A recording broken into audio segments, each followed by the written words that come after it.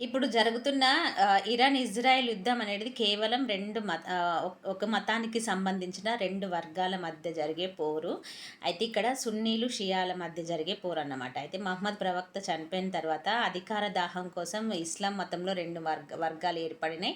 అదే సున్నీ అండ్ షియాలన్నమాట. అయితే ఇరాన్‌లో షియా మతస్థుల మెజారిటీ ఎక్కువ ఉంటే, ఇజ్రాయెల్‌లో సున్నీ మతస్థుల మెజారిటీ ఎక్కువ ఉంటదన్నమాట. సో, ఇక్కడ ఏందంటే వర్గ పోరు అనేది 1979 తర్వాత ఇస్లాంలో జరిగిన విప్లవాత్మకమైన మార్పుల వల్ల ఇక్కడ షియాలు, సున్నీలు అనేది కొట్టుకొస్తున్నారు ఇరాన్, ఇజ్రాయెల్ మధ్యన. సో, ఇక్కడ దీన్ని ఆసరా చేసుకున్న అమెరికా అనేది వీళ్ళ మధ్యన శత్రుత్వం పెంచి పోషిస్తూ ఇక్కడ ఏందంటే తనకు నచ్చినట్టుగా ఎంజాయ్ చేస్తూ ఆడిస్తున్నదన్నమాట. కానీ ఈ ఎదవలకు అర్థమైతలేదు ఇక్కడ. అయితే ఇక్కడ ఇరాన్ ఏం చేసింది, ఇజ్రాయెల్‌కి సపోర్ట్ చేయడంతో ఒకేసారిగా దాదాపు ఫస్ట్ 8 దేశాల తర్వాత ఇంకో 2 దేశాల మీద మొత్తం టోటల్‌గా 10 దేశాల పైన అటాక్ చేసింది.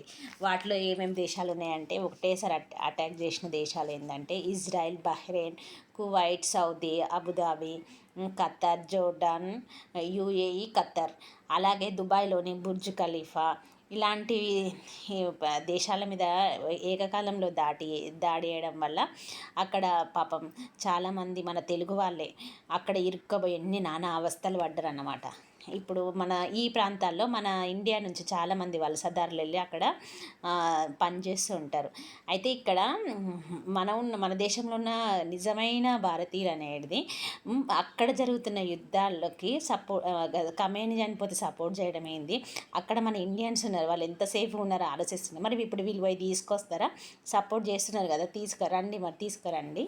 అసలు కొంచెం కూడా కామన్ సెన్స్ లేదు. ఈ యుద్ధం వల్ల మన భారతదేశానికి వచ్చే నౌకలో 15 మంది ఇండియన్స్ చనిపోయినరు.